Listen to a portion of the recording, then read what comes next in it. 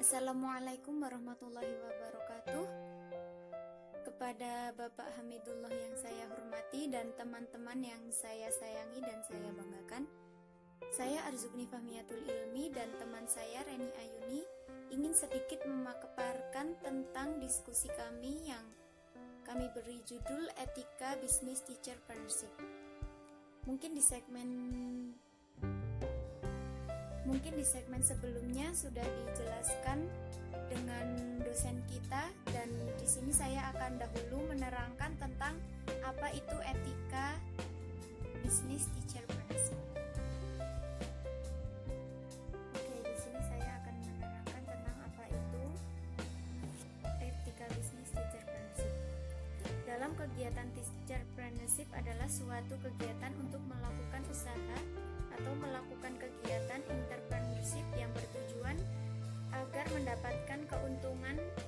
Hasil kewirausahaan pada dasarnya merupakan suatu disiplin ilmu yang mempelajari tentang nilai, kemampuan dan perilaku seseorang dalam menghadapi tantangan hidup untuk memperoleh peluang dengan berbagai resiko yang mungkin dihadapinya. Salah satu aspek yang sangat populer dan perlu mendapat perhatian dalam dunia bisnis ini adalah norma dan etika bisnis. Selain dapat menjamin kepercayaan dan loyalitas dari semua unsur, juga sangat menentukan maju atau mundurnya suatu usaha.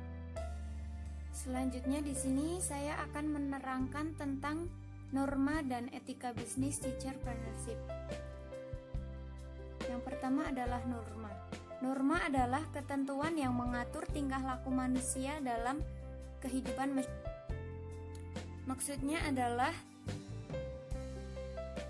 norma sendiri adalah ketentuan atau pedoman yang diciptakan manusia sebagai makhluk sosial yang sifatnya memaksa atau manusia wajib tunduk pada peraturan tersebut. Yang kedua adalah etika. Etika adalah ilmu yang membicarakan tentang tingkah laku manusia. Secara etimologis berasal dari bahasa Yunani ethos yang berarti watak kesusilaan atau adat. Secara istilah, etika adalah ilmu yang membicarakan tentang tingkah laku manusia. Sebagai ahli yang lain mengemukakan definisi etika sebagai teori tentang laku perbuatan manusia dipandang dari segi nilai baik dan buruk sejauh yang dapat ditentukan akal. Etika dibagi menjadi dua, yaitu etika bisnis dan etika perilaku. Etika bisnis sendiri adalah suatu kode etik mengenai perilaku pengusaha berdasarkan pada nilai-nilai moral dan norma yang dijadikan tuntunan dalam membuat keputusan dan memecahkan persoalan. Etika bisnis sangat penting dilakukan untuk mempertahankan loyalitas pemilik kepentingan dalam membuat keputusan dan memecahkan persoalan perusahaan. Yang kedua adalah etika perilaku. Etika perilaku adalah pendidikan, pengalaman, dan pelatihan.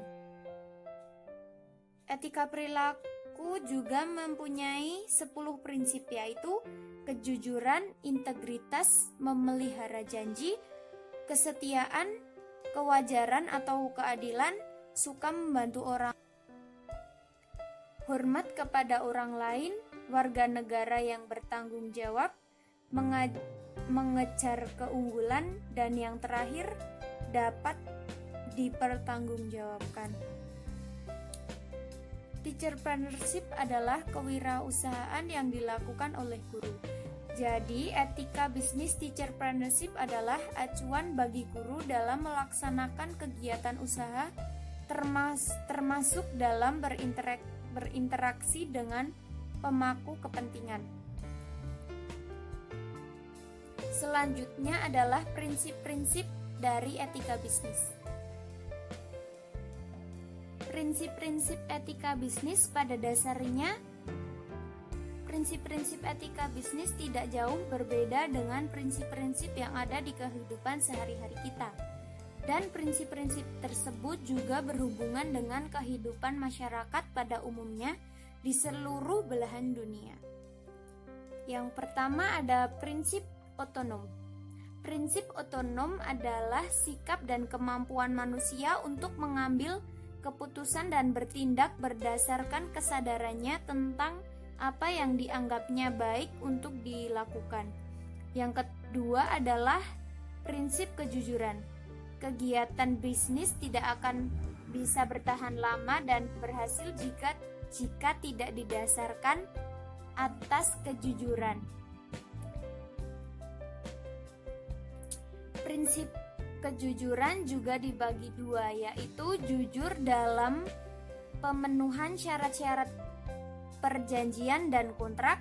Yang kedua adalah kejujuran dalam penawaran barang atau jasa dengan mutu dan harga yang sebanding. Jujur dalam hubungan kerja intern dalam suatu perusahaan. Yang ketiga, prinsip keadilan. Menuntut agar setiap orang dilakukan secara sama sesuai dengan aturan yang adil dan sesuai kriteria yang rasional, objektif, serta dapat dipertanggungjawabkan. Yang keempat adalah prinsip saling menguntungkan, yaitu menuntut agar bisnis dijalankan sedemikian rupa sehingga menguntungkan semua pihak. Yang kelima adalah prinsip integritas. Prinsip integritas dihayati sebagai tuntutan internal dalam diri perilaku bisnis atau perusahaan agar perlu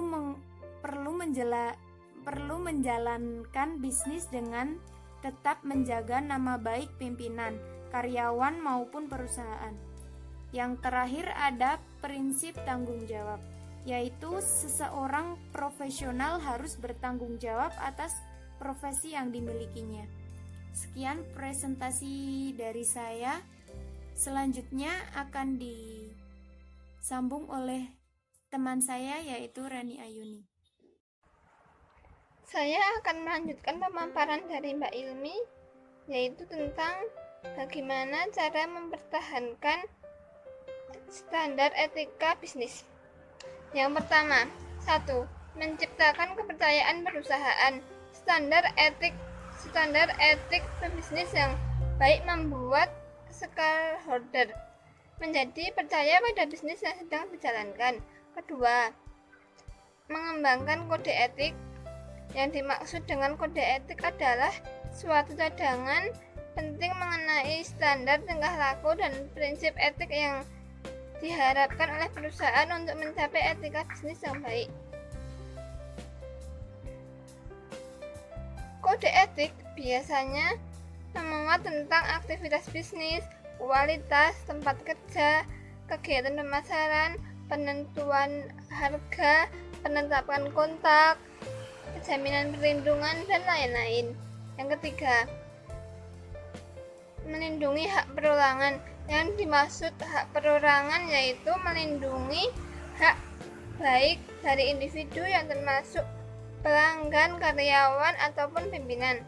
Hal ini diperlukan untuk menghindari terjadinya penyimpangan etika. Yang keempat, melakukan pelatihan etika. Etika yang baik perlu dibangun untuk memberikan pelayanan yang maksimal kepada pelanggan. Yang kelima, melakukan audit etika secara berkala. Audit perlu dilakukan untuk mengevaluasi kinerja karyawan. Dengan audit etika ini ditunjukkan untuk mengetahui apakah pelayanan yang diberikan oleh karyawan kepada pelanggan sudah baik atau belum. Yang keenam, menciptakan komunikasi dua arah. Komunikasi dua arah juga perlu dilakukan untuk meningkatkan hubungan yang baik pada pelanggan, pimpinan ataupun karyawan. Apabila komunikasi hanya satu arah, maka akan terjadi kesalahpahaman dari salah satu pihak sehingga tujuan etika bisnis yang baik tidak akan berjalan dengan lancar. Yang selanjutnya yaitu faktor-faktor yang melatar belakangi pembisnis melakukan pelanggaran etika bisnis. Pelanggaran yang dilakukan pembisnis biasanya dilatar belakangi oleh berbagai hal. Salah satu hal tersebut adalah untuk mencapai keuntungan yang sebanyak-banyaknya tanpa memikirkan dampak buruk yang terjadi selanjutnya. Faktor lain yang membuat pembisnis melakukan pelanggaran yaitu 1. Banyaknya kompetitor baru dengan produk mereka yang lebih menarik. 2. Mengejar keuntungan dan kepentingan pribadi. 3.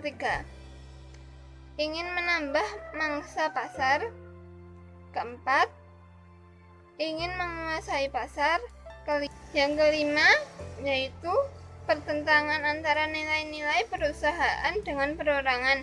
Dari faktor-faktor tersebut, faktor pertama adalah faktor yang memiliki pengaruh paling kuat untuk mempertahankan produk perusahaan tetap menjadi yang utama.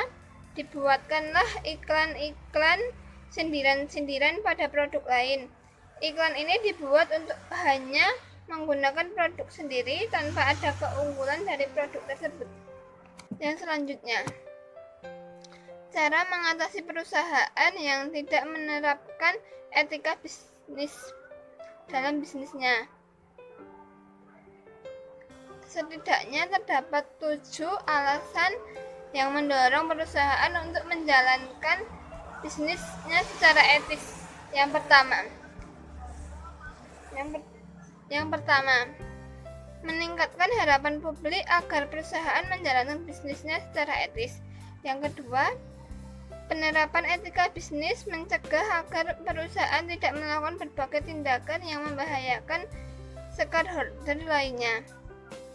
Yang ketiga, etika bisnis di perusahaan dapat meningkatkan kinerja perusahaan. Yang keempat, penerapan etika bisnis seperti kejujuran, menepati janji, dan menolak suap dan meningkatkan kualitas hubungan bisnis di antara lain dua pihak yang melakukan hubungan bisnis. Yang kelima, penerapan etika bisnis agar perusahaan terhindar dari penyalahgunaan yang dilakukan karyawan maupun kompetitor yang bertindak tidak etis. Yang keenam, penerapan etika bisnis perusahaan secara baik di dalam suatu perusahaan dapat menghindarkan terjadinya pelanggaran hak-hak pekerja dengan pemberian kerja.